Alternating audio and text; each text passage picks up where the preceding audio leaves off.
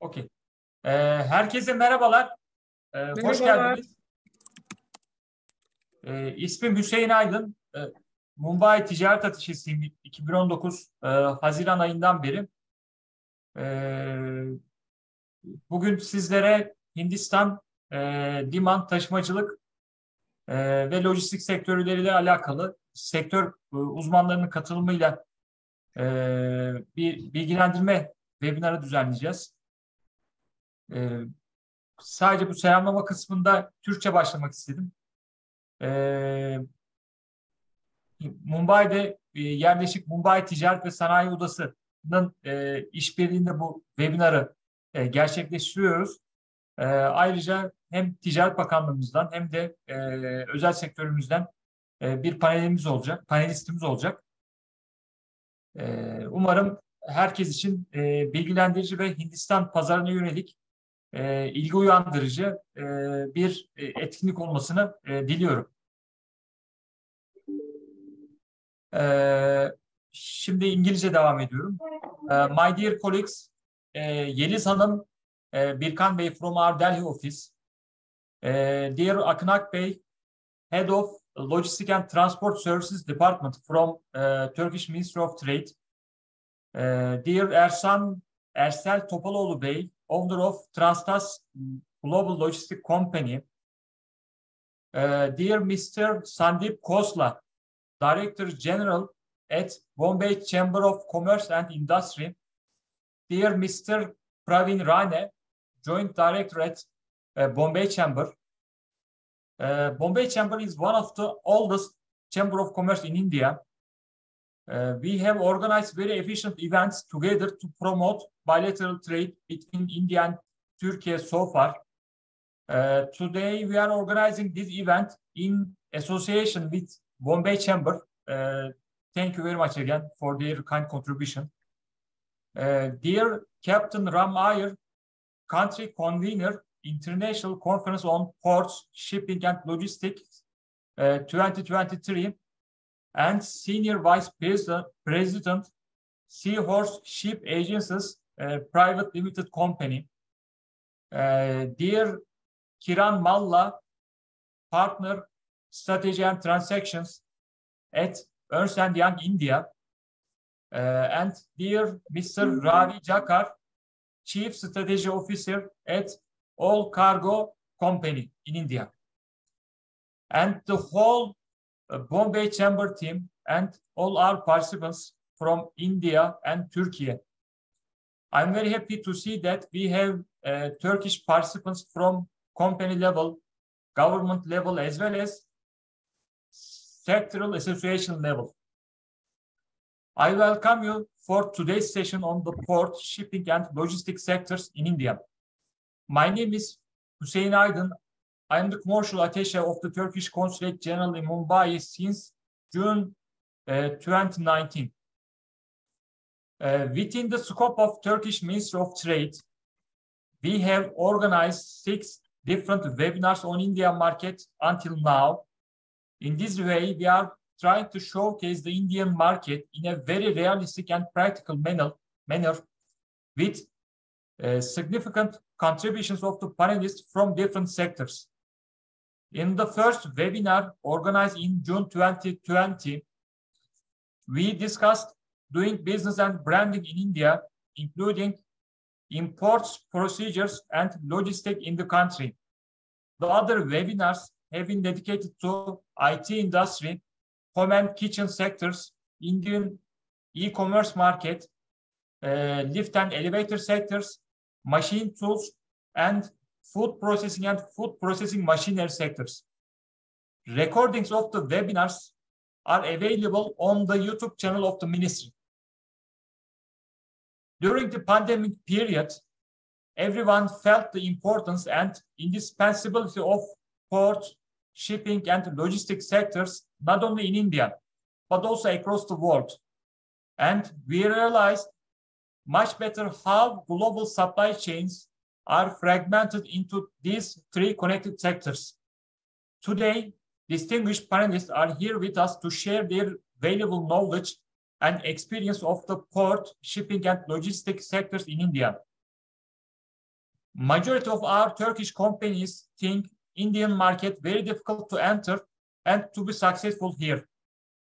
That is why we decided to organize this webinar with Bombay Chamber to raise awareness amongst the Turkish companies on the relevant sectors where we believe our companies have the potential to excel in India. Let me briefly mention on Turkish logistic companies in India. Apart from the remarkable success and market share of Turkish cargo in India, as far as we know, we have three Turkish logistic companies based in India. Freightlog Company, Ata Freight Company, and Barsan Logistic companies are operating in India. If there are any more Turkish logistic companies here which have not connected with us yet, they can kindly connect with us. Today, we will only focus on port, shipping, and logistics sectors in India. The webinar has been divided into two sessions. In the first session, Turkish panelists will deliver short opening and greeting speeches, after which Captain Ram Iyer is going to deliver opening remarks. In addition, Mr. Pravin Rane from Bombay Chamber will present brief information on the upcoming 11th International Conference on Ports, Shipping and Logistics 2023, which will be organized by Bombay Chamber in Mumbai. In the second part of the webinar, Mr. Kiran Malla and his team will discuss on overview of Indian ports, shipping and logistics. Later, he will open the panel discussion where Turkish panelists and Mr. Ravi Jakar from All Cargo will present their opinions and information on the subject. After the panel discussion, we will have Q&A session. We will request all participants to kindly post their sector-specific questions only on the chat screen. We will try to cover as many questions as possible in the given time frame and address the remaining later. Mr. Kiran Malla will be moderating the discussions and questions and answer session. In the final part, Mr. Sandeep Khosla from Bombay Chamber will conclude the sessions and deliver vote of thanks. I am sure this webinar will be efficient in showcasing the potential of Indian market to our companies and will raise cooperation between our countries. We hope that after this webinar, participants will have a better understanding about the main drivers behind market growth, why Turkish port, shipping and logistic companies should target India market, and how they should approach India market with their services.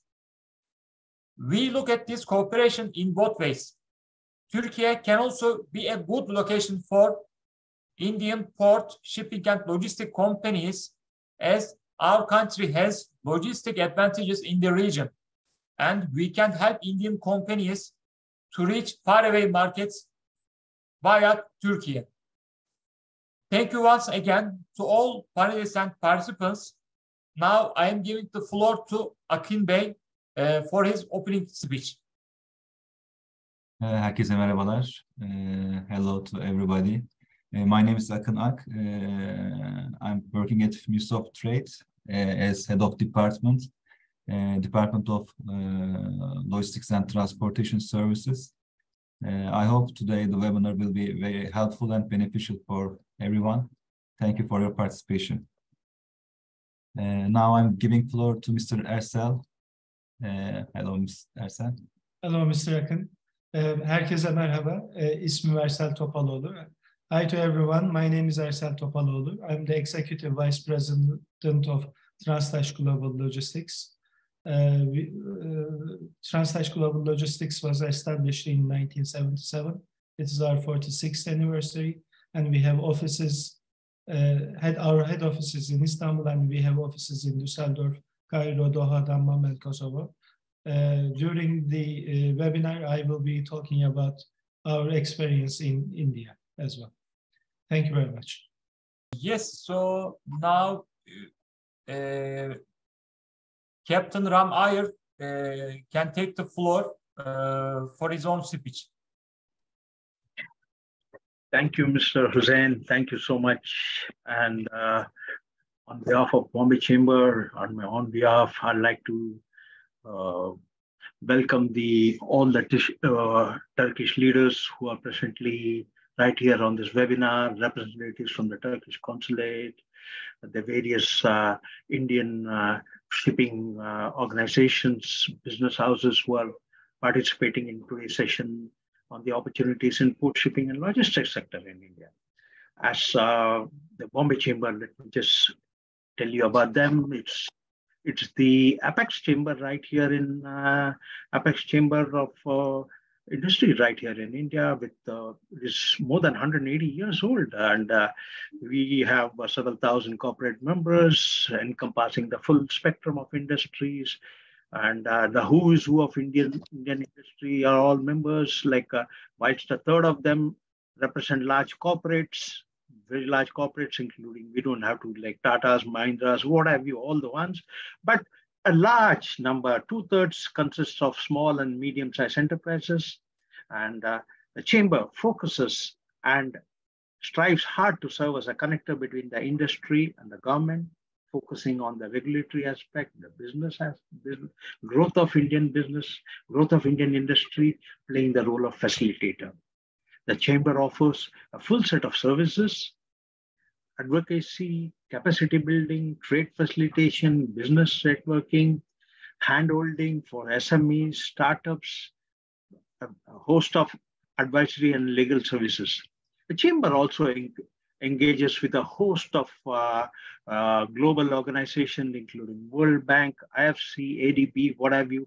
The chamber, Bombay Chamber, supports incoming business delegation, facilitate B2B partnership, various government, B2B partnership, chamber to chamber relations, what have you.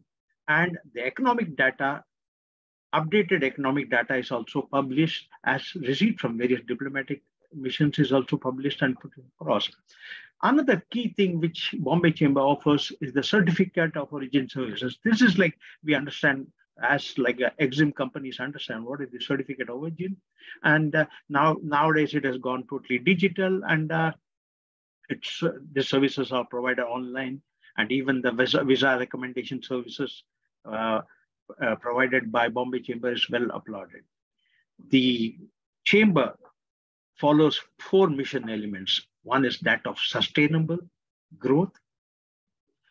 At the same time, we are talking about climate change, addressing the climate change issues. 2 is ease of doing business. Then unlocking. The thing is women empowerment and integrating women into the economy. This is another one which has been on the limelight. And of course, the most important now, the latest is digital strategies, which is on. Now, when we talk of shipping and logistic committee of the Bombay Chamber, this is one of the key committees along with the various committees of the Bombay Chamber. The shipping and logistic committee, of which I am also a part of, has been involved in a host of activities, and we focus on few things. One is knowledge sharing, awareness, training, advocacy, and business networking.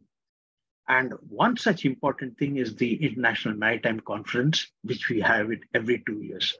One of the first conference, the Maritime Conference, Ports and Shipping Conference, which we had, was in 1998, and we have it every 2 years.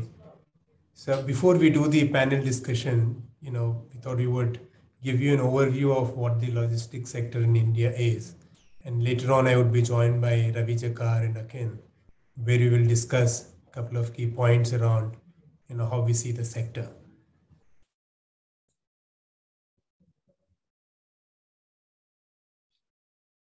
All right, so if you see this in terms of India's economy size, India is at about $3.4 trillion in terms of the GDP, right? And, between 20 and 21, there has been sharp rise. And the COVID-related impact was pretty much normalized in 2021.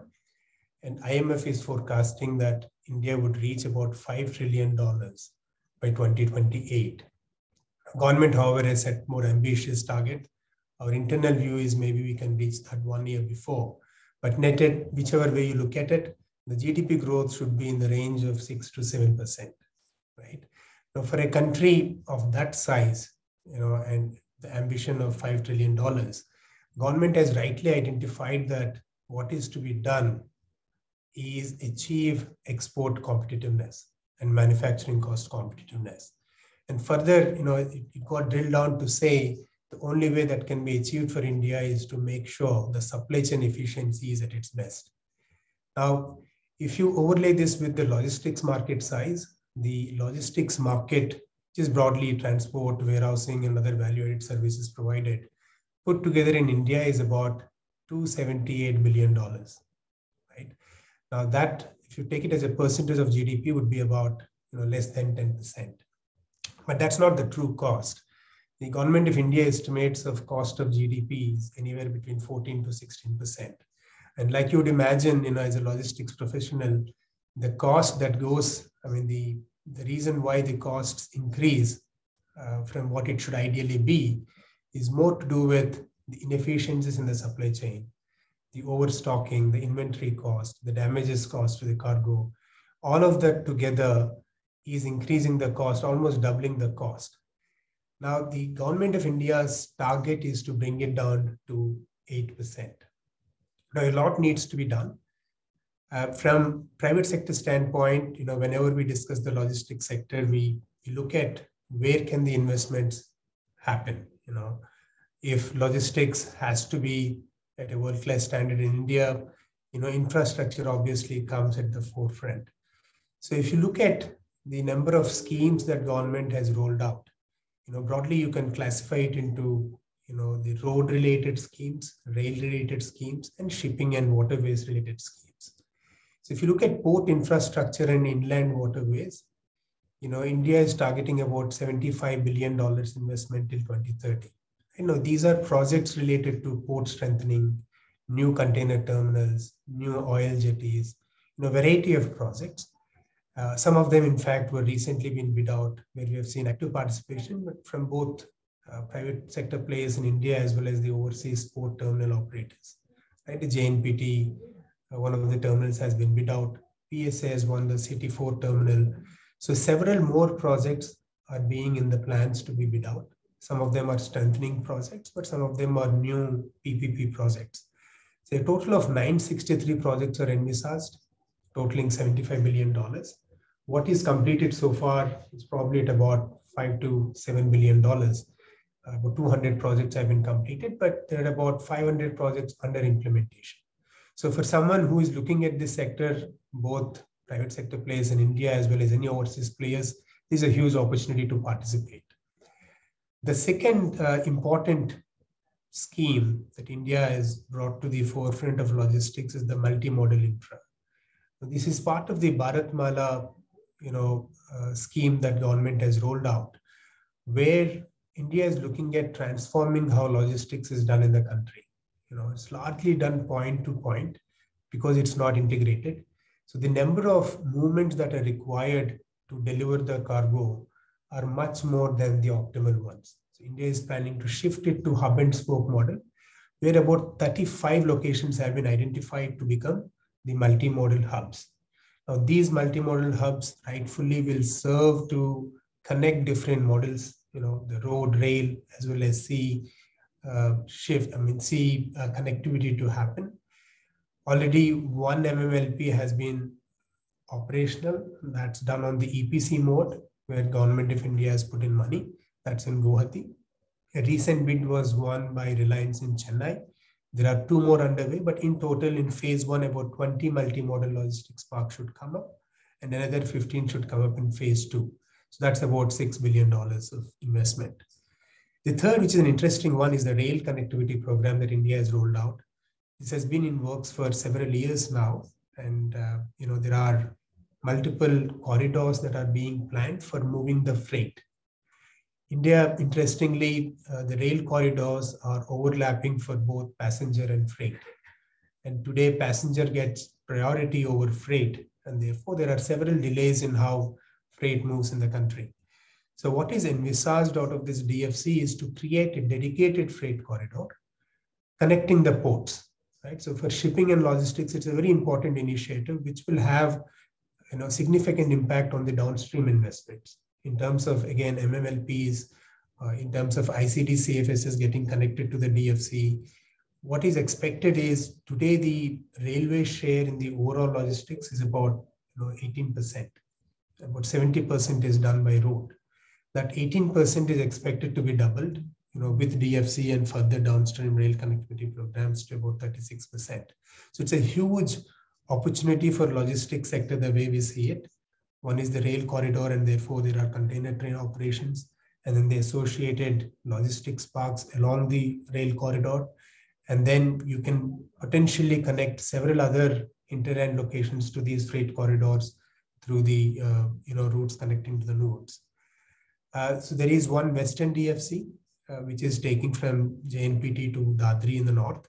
And there is Eastern DFC, there is East Coast DFC, there is East to West DFC. So net-net, the whole of the country should get connected through these dedicated rail corridors. That's a huge investment expected of $15 billion that is already being under construction, and another $26 billion that will come up. The last one is, in fact, the most important one, which is the road connectivity, right? Is often cases the cost goes up because the last mile connectivity, happens to be not as good as, so the mainline connectivity, the, line haul connectivity, and more so when it connects to the ports or the waterways. So there, a large outlay of $130 billion is expected. Much of it is sometimes rolled out by state departments and NHAI. Almost $13 billion of private investment has already been done in this space. But put together, when you look at it from rail, road, and port infrastructure, all of this, we expect about $226 billion. So that's the size of investments expected. Now, while the investment size is very ambitious and attractive, often where it gets stuck is how the projects get executed. Again, this government, I think for the last 8 years, has been working on how to make the implementation far more organized, structured, and efficient. A key scheme there is the Gati Shakti scheme. Gati Shakti scheme, what it has done is integrated multiple schemes like Bharatmala, Sagarmala, even different ministries, telecom ministry or mining ministry, all the ministries into one platform. It provides a GIS-based overview of how projects get executed. Right. So today, erstwhile there were cases of projects getting stuck because approvals were not coming. Project getting stuck because the roadways project, for instance, has taken precedence over telecom project. Several reasons where there is no integration between various ministries or various infrastructure projects.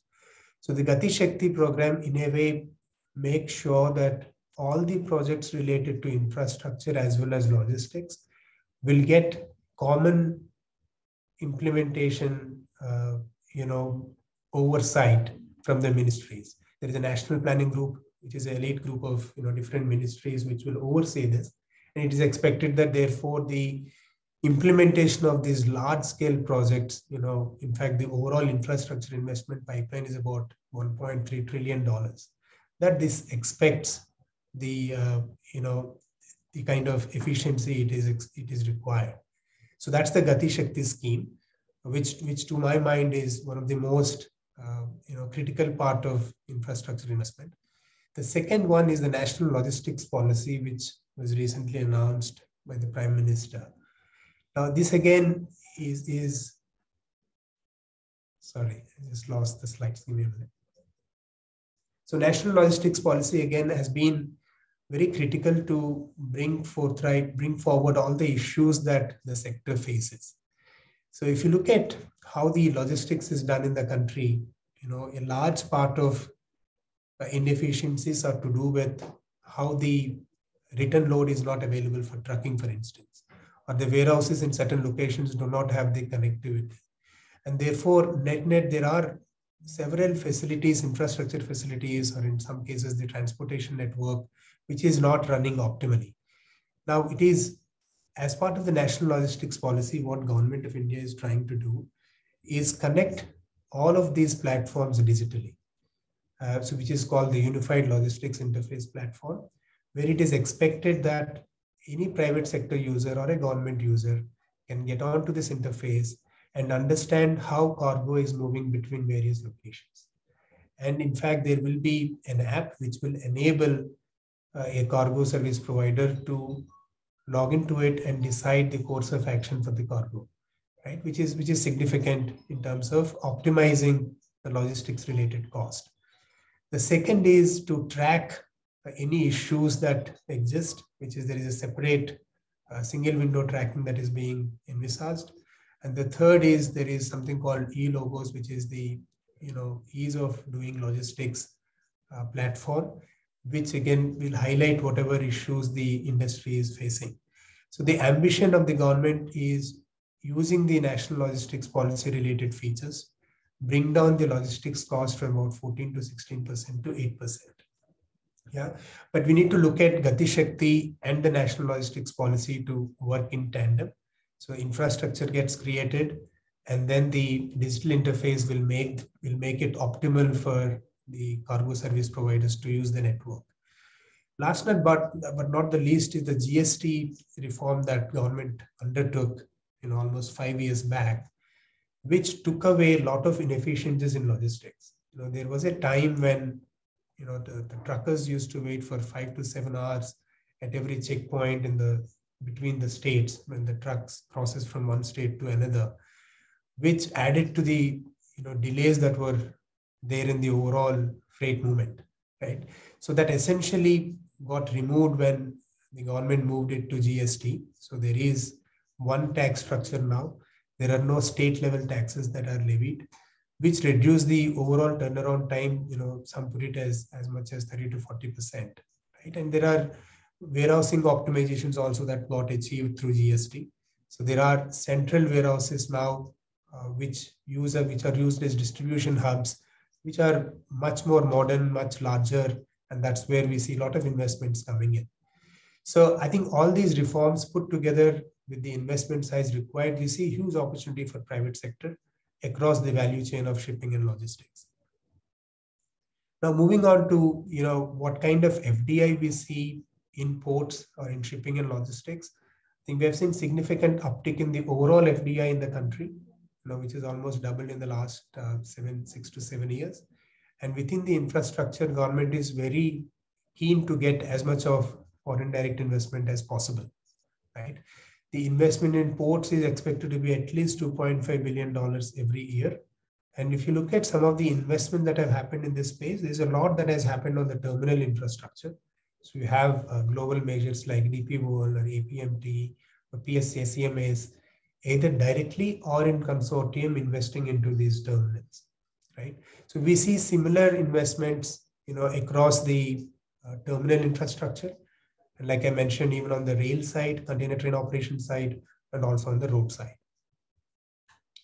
In terms of, what's the mode of entry, very clearly, because FDI is allowed, there are players who have been present in the country for the last several years who do it largely through 100% subsidiary, like, APMT or DP World.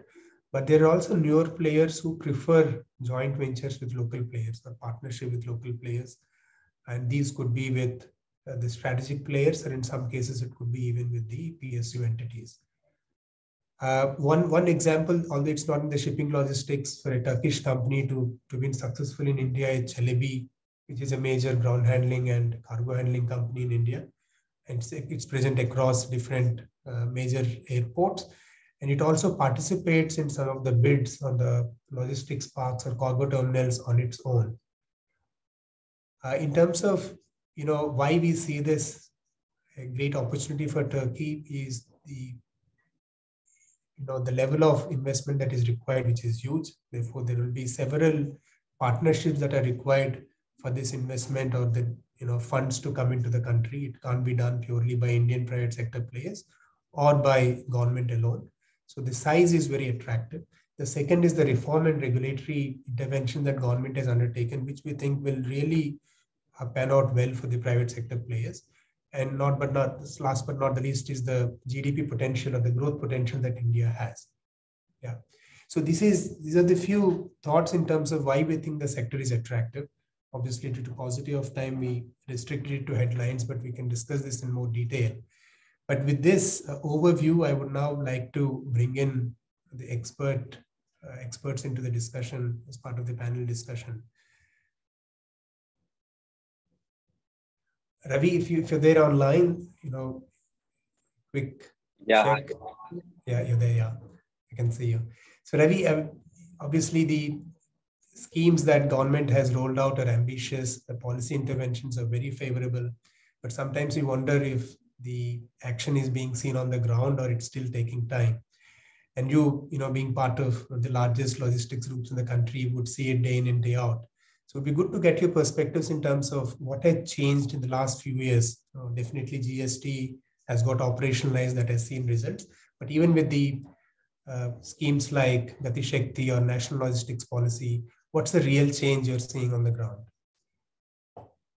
Right. So thanks, Kiran, first of all, for taking us all through a very comprehensive yet concise oversight of all the developments in the Indian logistics industry.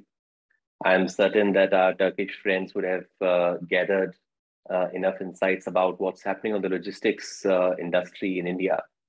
And as you rightly put, it's a time of transformation enabled by both public participation and policy decision making. So as I see, there are three key stakeholders in the logistics ecosystem. One is the government, which is where you spoke about the National Logistics Policy and the Gati Shakti Policy and all the other infrastructure developments. And the other two stakeholders naturally are the logistics service providers and the logistics service receivers or the manufacturers and consumers. Now, what has happened is on the private side, the industry had seen transformation already over the last 10 to 15 years, advent of e-commerce, propelling the whole digitization of supply chain, preference for companies to have, move from grade B to grade A warehouses. So logistics infrastructure had started to, upgrade. People had started investing in technology on the private side. But to your question, on the policy side, that is where shortfall was. So there was, there were plans to look at high-speed trucking, but the road infrastructure was perhaps not favorable.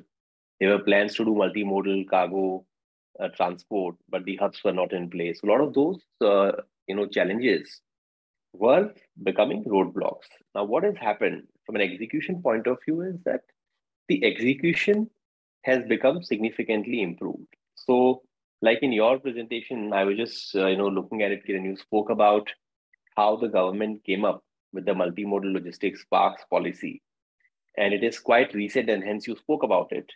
And at the same time, you also mentioned about the first multimodal logistics park being awarded to one of the Indian companies to operate.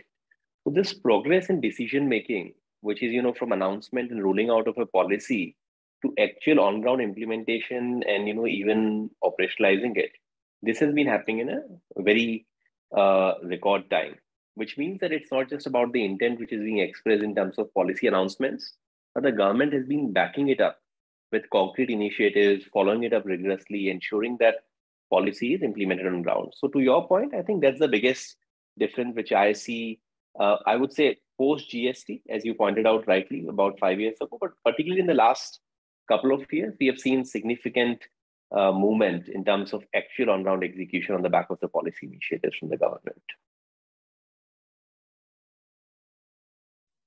Thanks, Ravi. And Akin, in terms of your views, obviously India-Turkey trade is something that you would be closely tracking. And do you see, when you evaluate the India-Turkey trade, how do you see the state of freight movement between the two countries? That's question number one. And number two, there are also Indian companies which are part of this webinar. What would you think would be the opportunities for these companies, who may be looking at investing in logistics in Turkey? Thank you. Hello once again.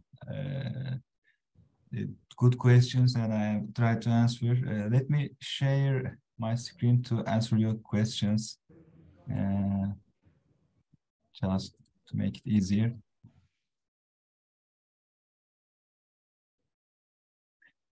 Can you see the screen? Yes, I can. Yes, we can. Okay. Once again, hello, dear colleagues and dear representatives of private sector.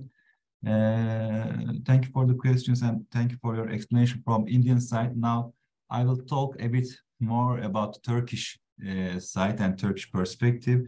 Let me start with the first part, with bilateral trade. As you can see in the graph and at the table, Turkey-India trade volume is increasing at a significant rate every year. You can see it, the graph and on the table. Our import has been doubled in last 2 years, and also our export has also increased more than 25% last year. Although there is a serious trade deficit against Turkey, the increase in our trade is a positive development for both countries, I think. Why this is important, the increasing rate of export and import numbers? Because the increase in this trade volume between two countries means that the increase in logistics and transportation services. As trade volume is predicted to increase with a similar trend, it indicates that the demand for transportation services will also increase in the upcoming period. In this respect, there is a significant investment potential in terms of logistics and transportation sector, both in Turkey and India. Well, it brings us to another important issue, the modes of transportation. What about the modes of transportation? How do we transport between two countries? As you can see, according to latest data, maritime transportation, I mean sea transportation, is the mostly used mode of transportation between Turkey and India. In exports, 85% of products are transported by maritime transportation, and for imports, 87% of products are transported by maritime transportation. Almost 1 million tons of cargo was transported by sea from Turkey to India, and almost again 4 million tons of cargo was transported from India to our country. It means the importance of shipping, importance of port operations, port capabilities is very significant for the trade of both countries. In that sense, I have listed some major problems between the two countries to solve and increase our trade volume. Our colleagues or the representatives of business sector may also increase the problems or have some comments on the problems and share with us if they want. First one is, as you have seen, the share of intermodal transportation is quite low, and the transportation by roadway and railway is very low. There is a critical asymmetry between the transport modes, and it may pose a risk and a problem in the future. Another one is infrastructure and operational capabilities of the ports. They must be developed. While the average handling time of goods in a port is 4 days, in our ports, this period is 1 or 2 days in the world. In that sense, we have to make certain developments in operational capabilities of the ports. And as far as I know, maritime transportation takes an average 22 to 26 days, and it may last to 40 and 45 days.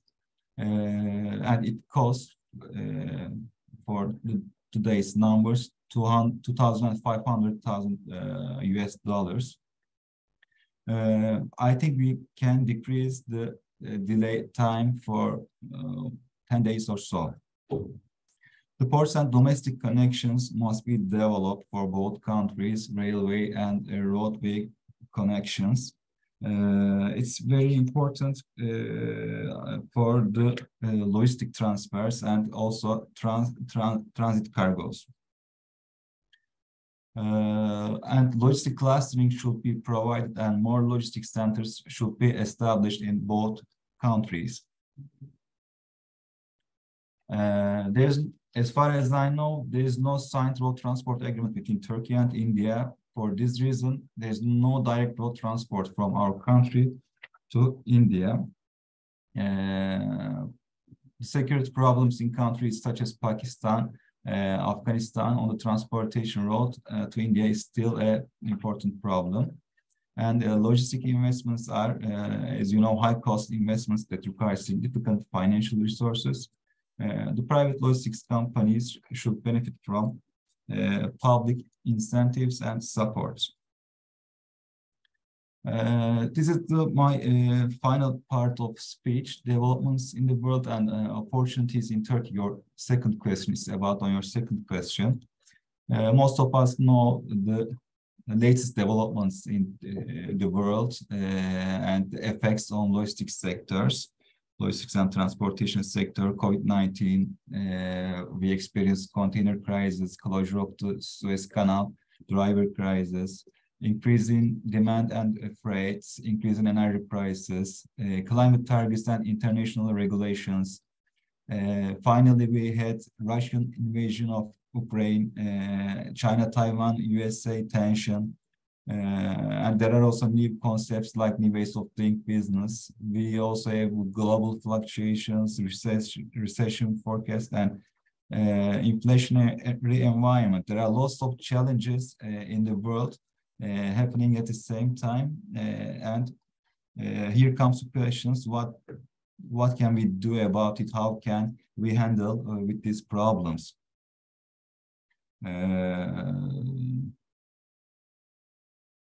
In that sense, now in Turkey, we are developing a new development plan, 5-year plan, and there are basic strategies related to logistics, just like in your presentation, Mr. Karim. I have listed basic ones. There are lots of actions under each one, but I don't want to go deep in detail, just want to list them. First one is development of infrastructure. We have already had lots of infrastructure investments, but it's an ongoing procedure, as you know. Airports, ports, highways, new logistics centers are on the way. Increasing the share of rail transport is one of the basic strategies in the upcoming period in Turkey. It is very low both in domestic transportation and for international foreign transportation. And our another strategy is increasing intermodal transportation.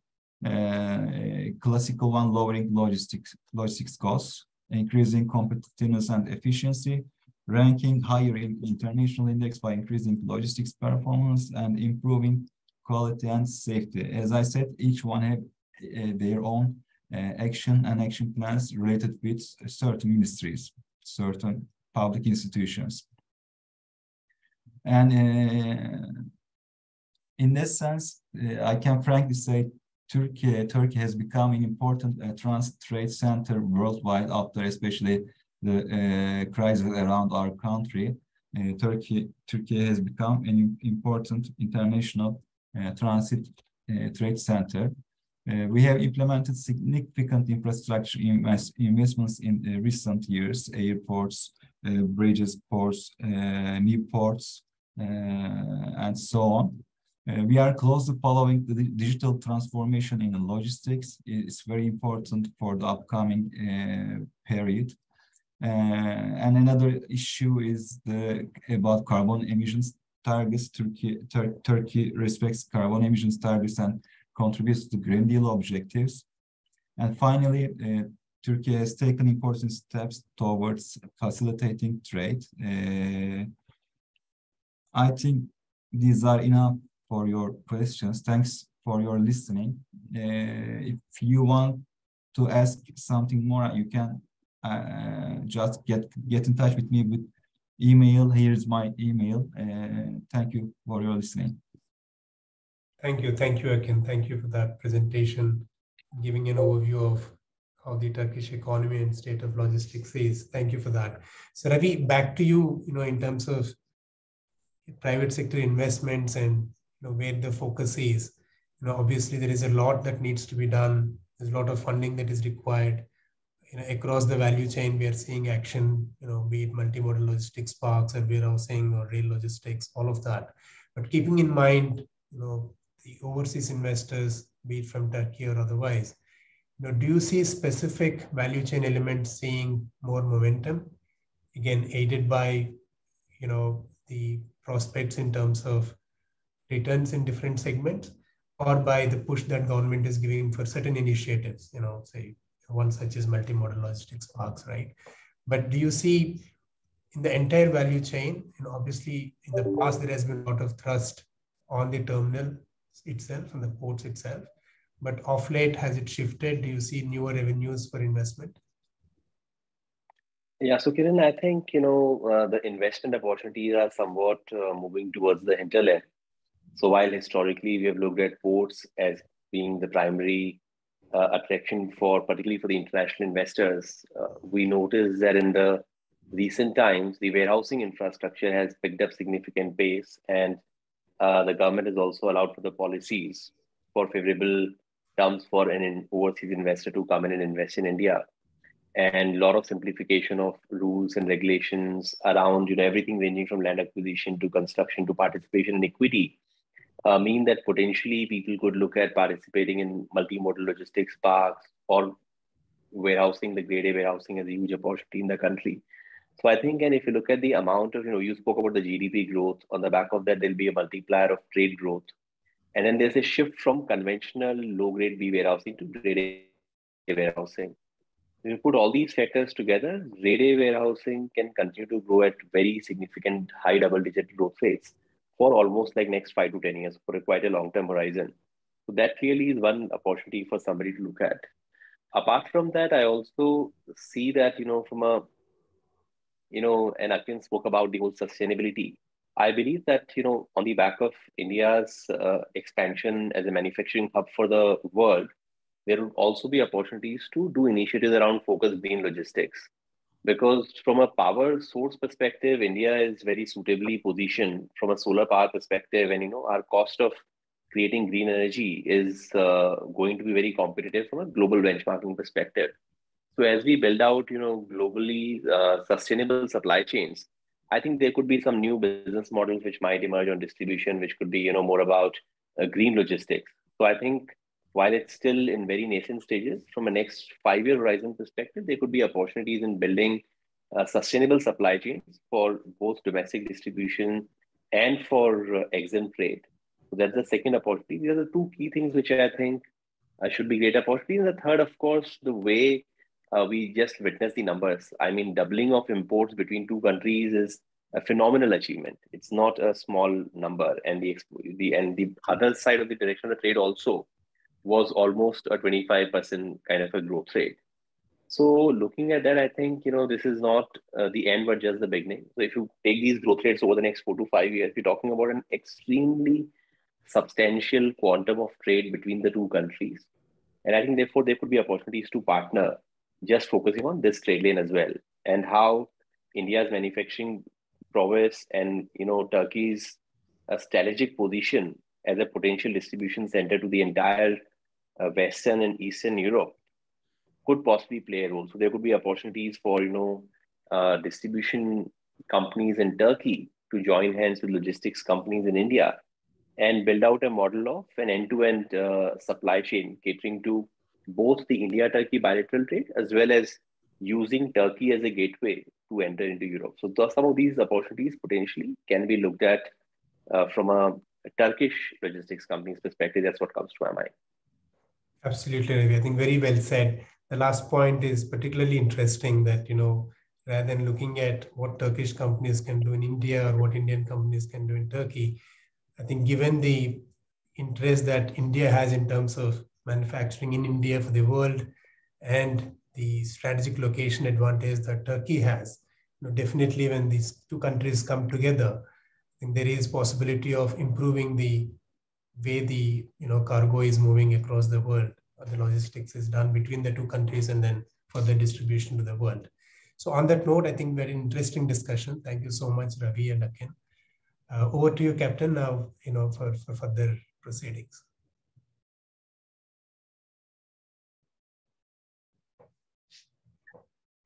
Thank you.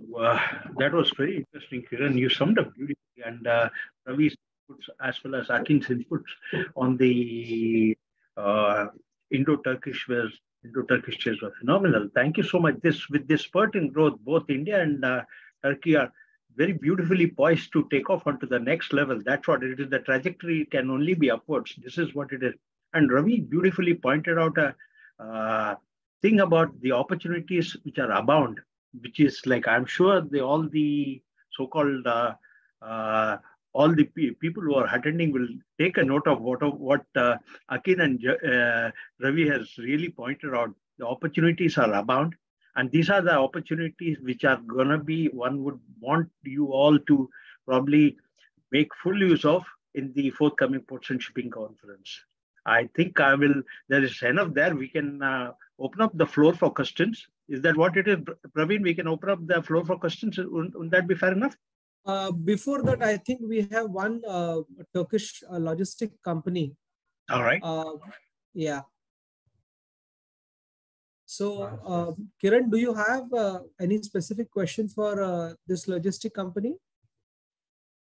Yes. So, I think what would be good to understand from Turkish logistics companies is, what kind of support would they be looking from Indian players or Indian,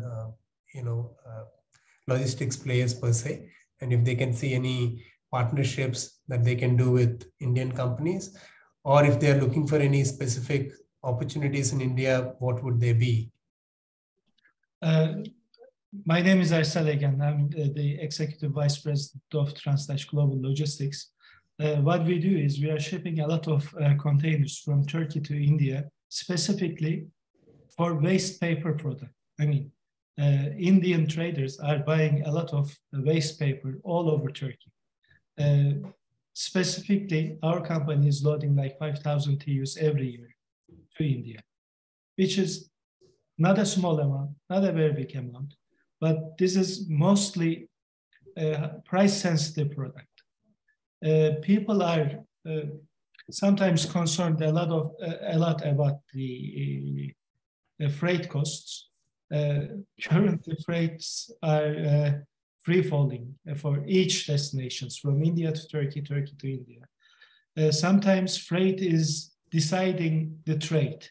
If there is a right price for transportation, then trade is available. What we do is in Turkey, specifically as Translash, for waste paper traders, we are giving them the right freight for waste paper products so that they can buy from Turkey.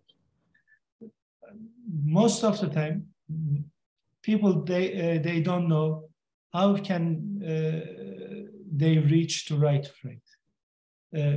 First, if there's a voluminous shipment, if there's a commitment, there can be always commodity rates. I have seen in the presentation, the freight was $2,500, but probably it's a 40-feet container. But actually, with good communication, with good, cooperation between two sides, freights can go down up to $1,000 for 140-feet containers. And this creates new business between our countries. I'm talking about from Turkey to India. And most of the time, Turkish customers, Turkish exporters, they don't know the benefits of Indian logistics sectors.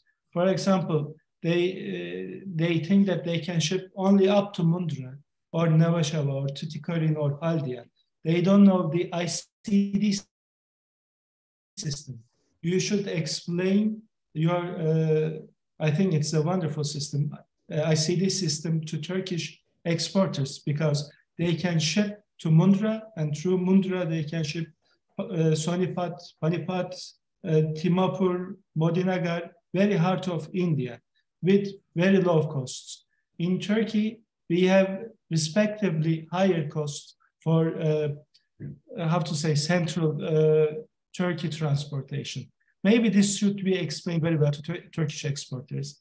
And I think main and most important issue is the communication.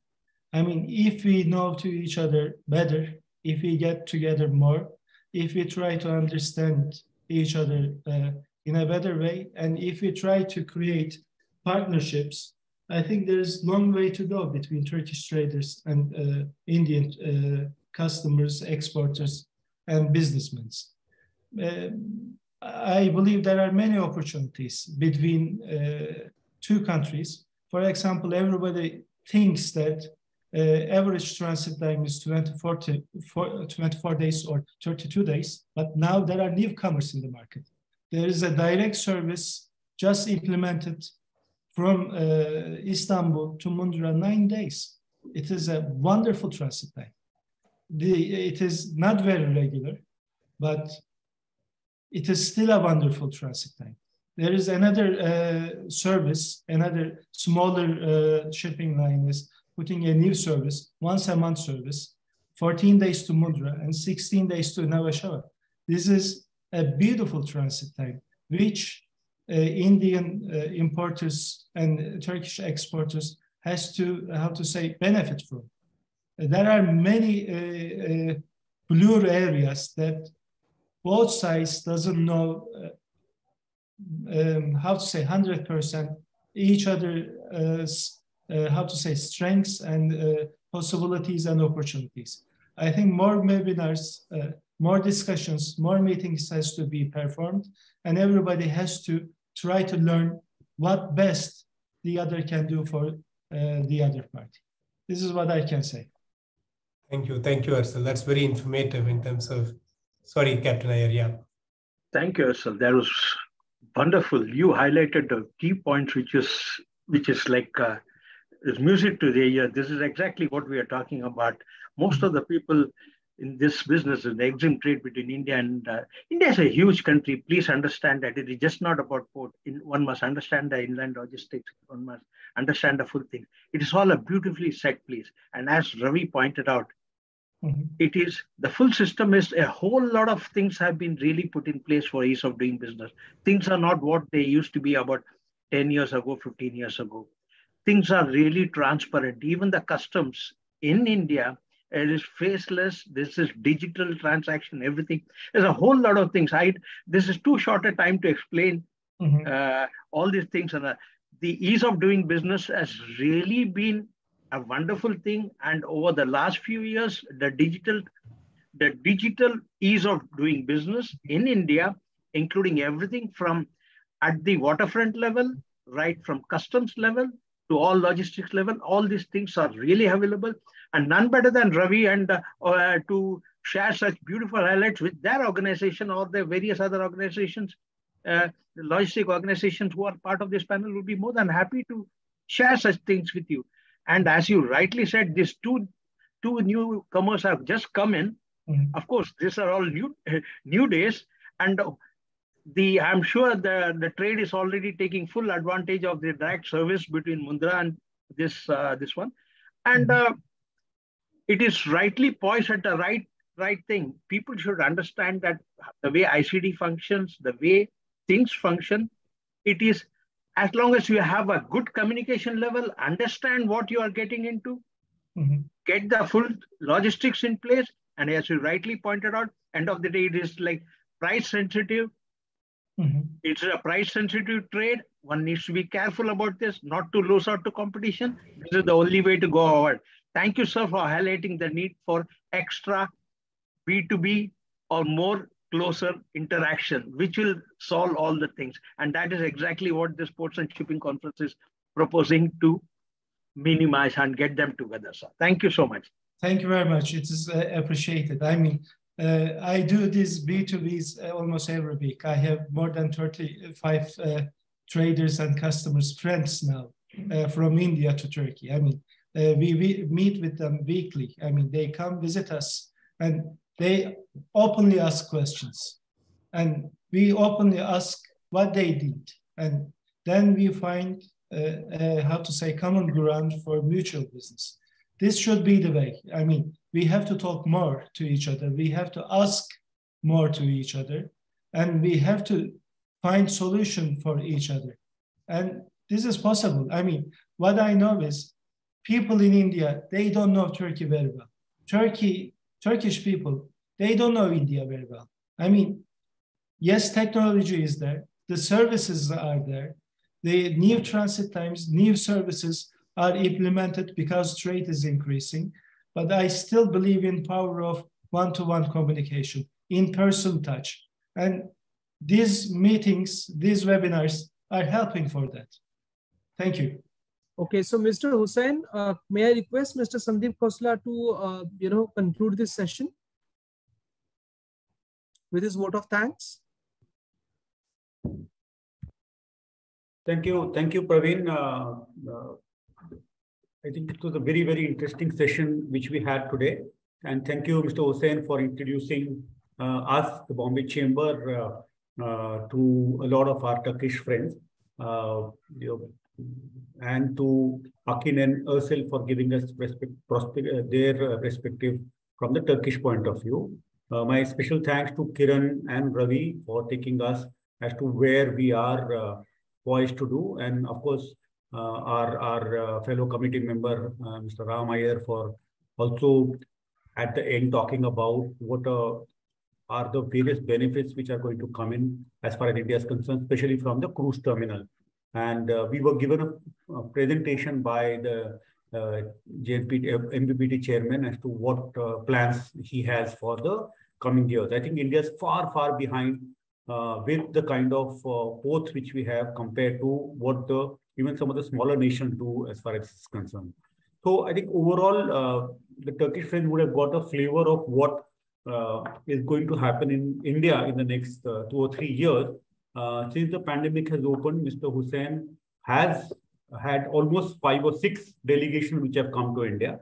Although this is specifically towards a particular industry, but a lot of other industries have come in, and Bombay Chambers members have been very, very enthusiastic in meeting them. We plan to continue this as we go along. In fact, on the 8th of Feb, we have a conclave which is targeted towards MSMEs. So there would be almost 300 to 400 MSMEs which will join. It's a hybrid model. We will be having it this in our office, but a lot of people will join us online. And this would talk about how do MSMEs from India look at various countries to expand their businesses. So there are 4 countries which are participating in this. Turkey, represented by Mr. Hussain, but there's Switzerland, there's Denmark, and there's Japan. Each of these would talk about how their countries have various facilities which would appeal to the MSMEs here, so that this business can take off. From our side, there's a lot of enthusiasm and a lot of interest in this. Then we have a full session on logistics, which where some of the big players are participating as to supply chain and logistics, how this would be eased off. Kiran spoke about a lot of it in his presentation, including how the Indian government is planning a specific freight corridor compared to how it today takes a second space compared to the passenger traffic. So as far as we are concerned at Bombay Chamber, we can already see a lot of changes happening towards the better. And I think this is the right time for Turkish companies to look at their Indian counterparts, collaboration, or just come and invest here. And similarly, I'm sure by Mr. Hussain's effort, there'll be a lot of companies from Turkey who would look at tying up here, and Indian companies vice versa. So we are very bullish here. Thank you all for participating, and this is an invitation to all of you. If you want to join on the 8th, my colleague Praveen and Minal would share the link with you. You're welcome to participate and look at some of the new ideas which are going to come up as far as we are concerned. We will keep on engaging with you. That's a promise from the Bombay Chamber side.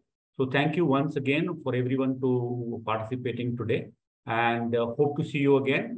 Maybe personally to other Turkish friends, you are welcome to India. Like Praveen said, we have hosted some of these, and we would be happy to interact with you as we go along. So thank you. Have a lovely evening. Goodbye.